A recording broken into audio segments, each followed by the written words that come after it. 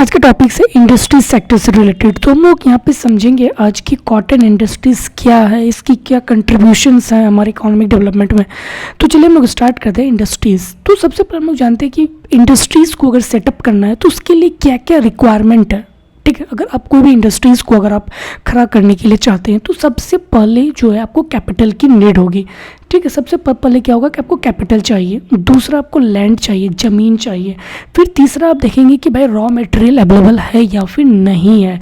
तो थर्ड जो हमारी प्रायोरिटी होती है किसी भी इंडस्ट्रीज़ को सेटअप करने के लिए वो होती है रॉ मटेरियल। चौथा होता है ट्रांसपोर्टेशंस। आप तो प्रोडक्ट बना लिए, अब आपको उस प्रोडक्ट को जो है मार्केट तक पहुंचाना है, तो ट्रांसपोर्टेशंस जो है अवेलेबल है या फिर नहीं है, या फिर कौन से ट्रांसपोर्टेशंस अवेलेबल है, चाहे वो रेलवे हो, रोडवेज़ हो। ठीक है, किस वे से जो आप ट्रांसपोर्ट का यूज़ करते हैं। चौथा हो गया। पांचवा हो गया मशीनरी का। ठीक है, machine is one of the बहुत ही एक मोस्ट फैक्टर्स माना जाता है हमारी इंडस्ट्रीज़ को सेटअप करने के लिए। ठीक है, छठा है पावर। ठीक है, इलेक्ट्रिसिटी। सातवां जो है लेबर और आठवां है मार्केट। तो ये 8 जो है फैक्टर रिस्पॉन्सिबल है किसी भी इंडस्ट्रीज़ को अगर आप सेटअप करते हैं तो ये 8 फैक्टर्स आपको चाहिए एनी हाउ।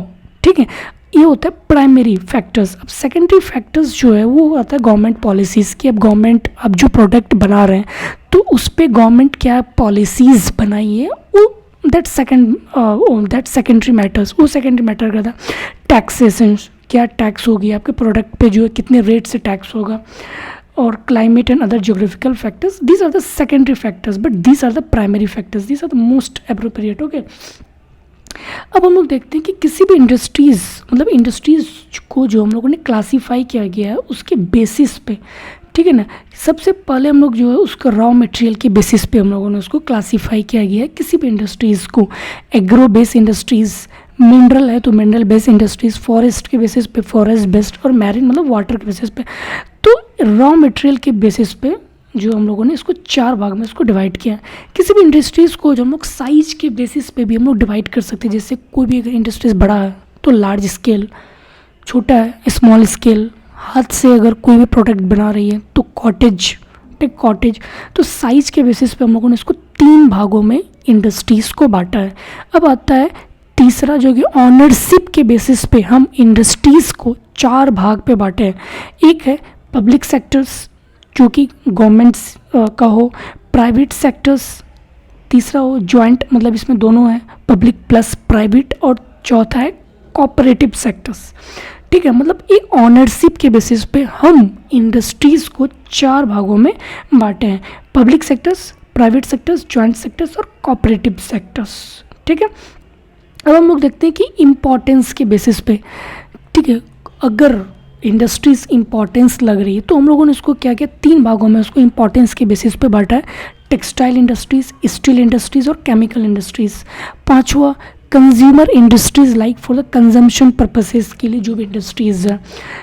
छठा हो गया कि वेट के बेसिस पे हम लोगों ने जो है इंडस्ट्रीज़ को बांटा है। जैसे प्योर इंडस्ट्रीज़ हो गया, वेट लॉसिंग इंडस्ट्रीज़ हो गया, वेट गेनिंग इंडस्ट्रीज़ हो गया, फूड लॉसिंग इंडस्ट्रीज़ हो गया। ठीक है, और सातवां हो गया कि प्रायोरिटी के बेसिस पे कैपिटल इंटेंसिव हो गया, चाहे वो जो मशीन्स यूज़ कर रहा हो ज़्यादा, कैपिटल इंटेंसिव लेबर यूज़ कर रहा है, पावर इंटेंसिव जो इलेक्ट्रिसिटी को ज़्यादा यूज़ कर रहा है, और चौथा जो कि मार्केट इंटेंसिव जो कि मार्केट के मेन मोटिव इंटेंसिव से उसको बनाया गया।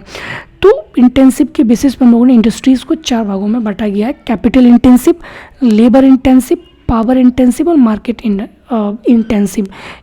और एक इंडस्ट्रीज़ को हम लोग बोलते हैं कि वाइट लाइन इंडस्ट्रीज़। अगर आपको कोई पूछता है या फिर एक एग्ज़ाम में अगर आता है कि वाइट लाइन इंडस्ट्रीज़ क्या होता है, what is white line industries, तो वाइट लाइन इंडस्ट्रीज़ उसको बोलेंगे जितने भी इंडस्ट्रीज़ होम अप्लायंसेस को बनाता है उसे हम लोग बोलते हैं वाइट लाइन इंडस्ट्रीज़। ठीक है, ये क्वेश्चंस और भी आ सकता है कि what is mother industries. Mother industries उसको बोलेंगे कि the produces tools and machinery for other industries, जो कि अदर इंडस्ट्रीज़ के लिए। मान के चलिए ये कोई एक इंडस्ट्रीज़ है, एक दूसरा इंडस्ट्रीज़ है, तो ये इंडस्ट्रीज़ क्या करता है, इसके लिए टूल्स को बनाता है। तो इसको हम लोग क्या बोलेंगे कि मदर इंडस्ट्रीज़ है। किसके लिए, इसके लिए जो है इसको मदर इंडस्ट्रीज़ हम लोग बोलेंगे।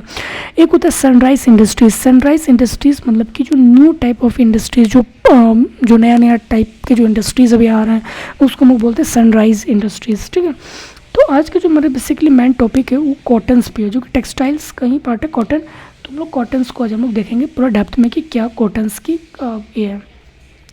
तो cotton production in India has focused on textile over for thousand of years. Cotton आज से ही नहीं बल्कि थाउजेंड ऑफ ईयर्स से हमारी जो इंडिया में जो कॉटन प्रोड्यूस हो रहा है, ठीक। और यहाँ पे जो कि कॉटन इंडस्ट्रीज़ में जो है बोथ स्किल्ड और अनस्किल्ड लोग दोनों काम करते हैं। Cotton industries in India is considers the second most developed sector in the textile industries. और पूरे टेक्सटाइल इंडस्ट्रीज़ में जो है कॉटन जो एक सबसे सेकेंड मोस्ट डेवलप्ड सेक्टर माना जाता है after manmade fibres. Manmade fibres के बाद जो कॉटन एक मोस्ट डेवलप्ड सेक्टर माना जाता है, किस में? टेक्सटाइल इंडस्ट्रीज़ में। और 18% ऑफ द ग्लोबल जितने भी कॉटन का जो प्रोडक्शंस होता है 18% जो है इंडिया खुद उसको प्रोड्यूस कर लेता है, ठीक है। पूरे ग्लोबल में जितने भी कॉटन प्रोड्यूस होता है इंडिया खुद 18% जो है कॉटन को प्रोड्यूस करता है। और it also has the largest area under cultivations in the world. और इंडिया जो है सबसे ज़्यादा कॉटन कल्टिवेशंस एरिया, मतलब एरिया के अगर मुकाबले में अगर कंपेयर किया जाए अदर नेशंस के साथ, तो इंडिया पहला पोजीशंस पे है, जो कि 25% of the world area under cultivations, जो कि पूरे 25% ऑफ द वर्ल्ड एरिया में जो है इंडिया उसको कल्टिवेट करता है, ठीक है। इंडिया जो है पहले से ही वो अगर 3000 साल पहले अगर देखा जाए तो इंडिया जो है ग्लोबल मोनोपोली जो है एक उसका मार्केट था, किसका? कॉटन का, ठीक है। 3000 साल पहले जो है इंडिया एक मोनोपोली मार्केट था कॉटन टेक्सटाइल में, जो कि 1500 BC से लेकर 1500 AD एनो डोमिनी, ठीक है। और it serves as an ideal medium of exchange in the barter economy. और पहले के टाइम में लगभग आज से 3000 साल पहले जो कॉटन जो प्रोड्यूस होता था इंडिया में, तो उस वक्त जो प्रोड्यूस करता था उसको एक बार्टर सिस्टम के द्वारा उसको एक्सचेंज करता था। बार्टर सिस्टम हम लोग सब जानते हैं कि पहले के टाइम में जब पैसा नहीं हुआ करता था तो लोग जो है अपने गुड्स को, मतलब टू गुड्स को जो है एक्सचेंज करते थे विदाउट यूज़ ऑफ मनी। लेकिन अभी तो मनी हो गया है, लेकिन पहले हम लोग बार्टर सिस्टम को यूज़ करते थे, क्योंकि मनी आ जाने के बाद हम किसी भी चीज़ को वैल्यू कर सकते हैं, ठीक है। क्योंकि मनी का काम ही है कि उसको वैल्यू देना हमारे गुड्स एंड सर्विसेज को। तो पहले क्या होता था कि बार्टर सिस्टम्स के द्वारा जो हमारे जो कॉटन है उसको एक्सचेंज किया जाता था। लेकिन मिडिल एज आते आते जो है it was exported to the eastern and European modern period. और जैसे जैसे मिडिल एज आता गया वैसे वैसे जो हमारे एक्सपोर्टर भी जो है बढ़ता चले गया, ठीक। जो फर्स्ट कॉटन मिल जो है इंडिया में जो आया, जो इंडिया में सेटअप हुआ था वो 1818 में हुआ था, फोर्ट ग्लॉस्टर्स नियर कोलकाता, ठीक है। 1818 में जो सबसे पहली मिल आई थी इंडिया में कॉटन का 1818 में एट फोर्ट ग्लॉस्टर्स, जो कि कोलकाता के बगल में है।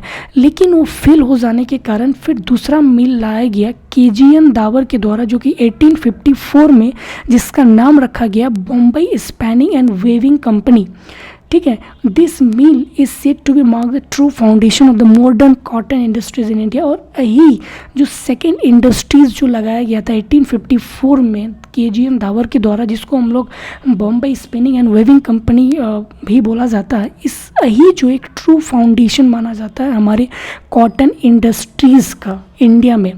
और अहमदाबाद, हम लोग जानते हैं कि अहमदाबाद को जो है उस टाइम मैनचेस्टर ऑफ इंडिया बोला जाता था। जैसे शाहपुर मिल जो कि 1861 में ओपन हुआ, फिर कैलिको मिल जो कि 1863 में जो कि ओपन हुआ। और उस वक्त जो एक प्राइम कॉटन मैन्युफैक्चरिंग जो इंडिया को माना जाता था, क्योंकि उस वक्त जो इंडिया एक बहुत ही अच्छे लेवल का जो है कॉटन को प्रोड्यूस करता था, ठीक। अगर हम फैक्ट्री की अगर हम बात किया जाए तो फैक्ट्री जो है 1945 में 217 फैक्ट्री था। और जो production of cotton clothes also increase from, और जो उसका जो कॉटन क्लॉथ्स का जो प्रोडक्शन है वो भी इतना मिलियन जो है बढ़ गया। अगर हम लोग मार्केट साइज की बात किया जाए, market size and growth of cotton textile industries in India, nearly 2/3 of cotton production in India comes from the state of Maharashtra, Gujarat, Andhra Pradesh and Telangana. सिर्फ 2/3 मतलब 75% जो है कॉटन प्रोडक्शन सिर्फ हमारे देश में इन्हीं स्टेटों से होता है। एक होता है महाराष्ट्र, दूसरा गुजरात, आंध्र और तेलंगाना।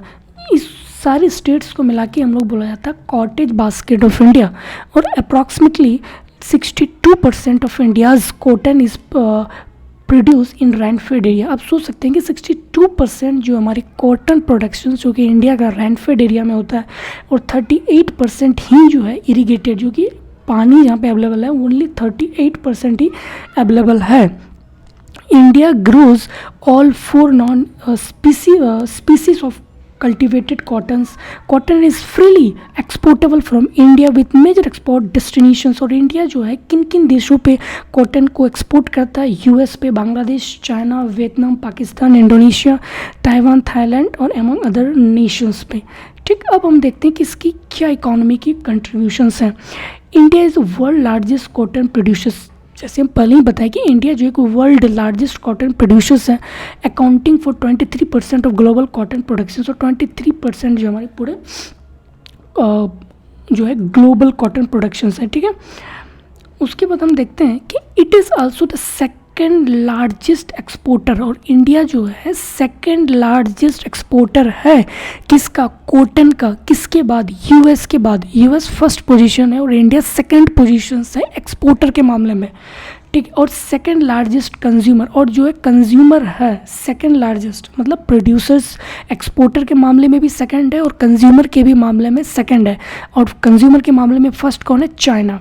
ठीक है, with in the country Maharashtra is the highest area under cultivation. और हमारे देश के अंदर में सबसे ज़्यादा कॉटन जो प्रोड्यूस होती है वो महाराष्ट्र में होती है, 41.2 lakh hectares, followed by the Gujarat, उसके बाद तेलंगाना।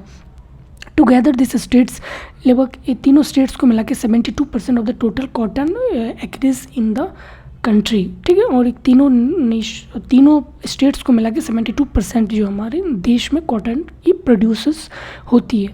तो आई होप आपको समझ में आया होगा कि कॉटन जो क्या है और इसकी क्या क्या सिग्निफिकेंट है। ठीक, और types of industries. I hope कि आपको ही समझ आया होगा। Okay, thank you very much.